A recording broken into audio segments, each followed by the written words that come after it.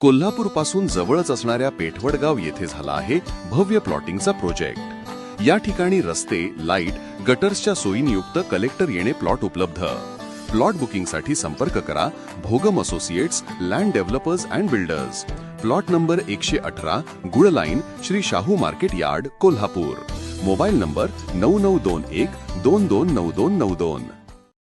भारतात पहिल्यांदाच 9 पोलिसांना एकाच वेळी फाशीची शिक्षा देण्यात आली आहे।